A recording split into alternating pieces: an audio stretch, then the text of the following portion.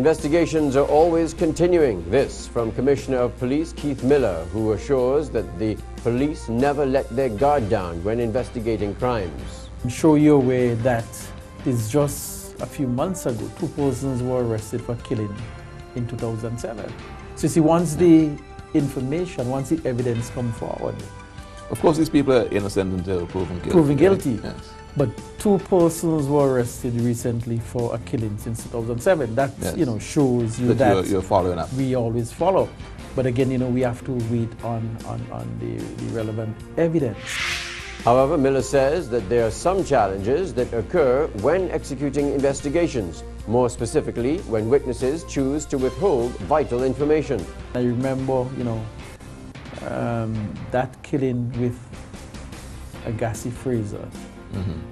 That killing created some real serious concern for us because of, what so wrongly did, the circumstances. And there were people who just sat on the information. We had to really, work. We had to double up or triple up our effort in trying to get persons to really come. So is this your biggest problem, your biggest challenge in solving murders? Correct. Evidence? Correct. Witnesses coming forward? Correct. And this is not to say that the witnesses are not coming forward because they do not trust us, because they don't have confidence in us. This is because sometimes people feel threatened by the perpetrator or his or her family. He says that due to this, the police force is placing a huge emphasis on their witness protection program. A 9-year-old boy has become this country's first to die from the recent outbreak of dengue fever. The Ministry of Health says the boy died at the Milton Cato Memorial Hospital on September 20th, only 6 hours after being admitted.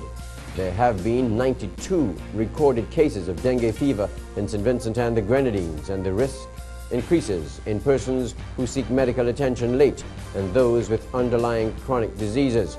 Dr. Wayne Murray, a medical practitioner, spoke on the symptoms of dengue fever. An individual who is infected with dengue fever can present with just typical flu-like symptoms.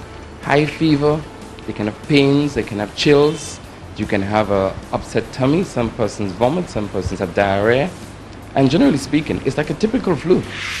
He went on to state that when dealing with the disease, the onus is on everyone. Dengue fever is just not a disease to be fought by medical doctors and nurses. The vector control people, and we in our homes, we are the ones at the forefront. What we need to do is ensure that mosquitoes don't breed, and we ensure that if there are mosquitoes, they are destroyed. Mosquito eradication is the #1 way to fight the illness.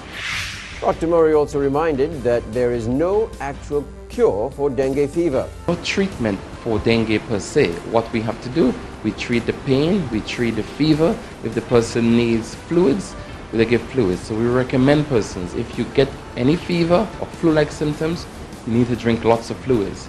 Gatorade, oral rehydration salts, because we need to make sure that the volume of the blood which flows through the body is maintained.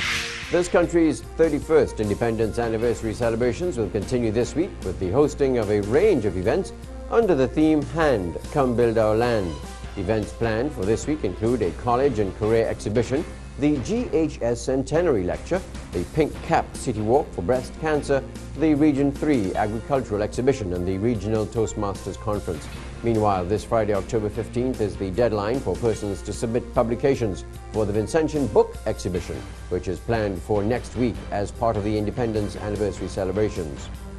Minister of Culture René Batiste says the event is planned for October 18th at Heritage Square. Activities to mark Mental Health Week continue today with an open day. During today's activity, relatives of patients at the Mental Health Center and members of the public had the opportunity to visit the patients. Yesterday, a community outreach program targeting law enforcement officials and residents in Bequia was held as part of Mental Health Week. The SVG Bible Festival Committee has announced the 5 finalists for the 2nd Annual National Bible Festival. They are Apostolic Faith, Mission Faith Temple Church, Full in the Spirit Pentecostal Church, Wesleyan Holiness Church, and Vermont Miracle Tabernacle. The finals take place on Sunday, October 17th at the Faith Temple Church in New Montrose from 6 in the evening. The event is being held under the theme Wisdom Through the Word of God. The Clare Valley Government School is teaming up with the Ministry of Agriculture to hold its annual World Food Day and Agriculture Exhibition on Thursday. The event will also hear from several persons, including Minister of Health, Dr. Douglas Slater, and keynote speaker Clive Bishop. It takes place at the school from 10 Thursday morning under the theme United Against Hunger. Careers has been generous to its customers. During a press conference this morning, they announced their latest promotion dubbed the Great Careers Christmas Giveaway, in which a car valued at around $75,000 will be at stake as the winning prize. Every customer spending $50 or more will get a ticket which is attached to a stub. The ticket and the stub carry corresponding numbers, but the stub also provides for space for the customer to write his name, telephone number and address. All our locations, that is the Curry's Wholesale, Curry's Auto, Ace Kingstown, Curry's Minimart, Curry's Pharmacy, Ace 2 at Annisvale, Diamond Wood, which recently opened, the Curry's Cement Department, Curry's Heavy Hardware, our Lumber Department, and Curry's Mustard. $50 or more per transaction. So every transaction of $50 or more will give you a chance to win a brand new Nissan Tiida or 1 of 50 other cancellation prices or gift vouchers, $100 gift vouchers. On October 1st, the company held a thank you day. Persons are asked to make pledges to the St. Benedict Day Nursery and Children's Home, which the company says is a multi-million-dollar project. In the region, media reports say former Barbados Prime Minister Owen Arthur is poised to resume the leadership of the opposition in Parliament. A decision on the future parliamentary leadership of the Barbados Labour Party, known locally as the Bees, is expected to be taken this evening at a meeting of the members of Parliament.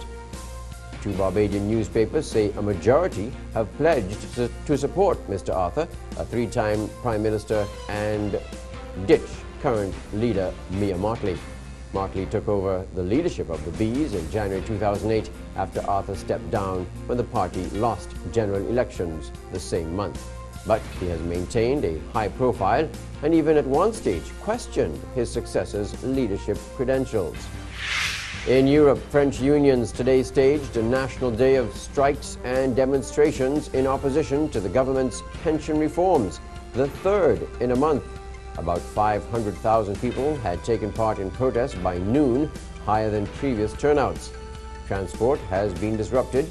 The cabinet wants to raise the minimum retirement age from 60 to 62 and from 65 to 67 for a full state pension.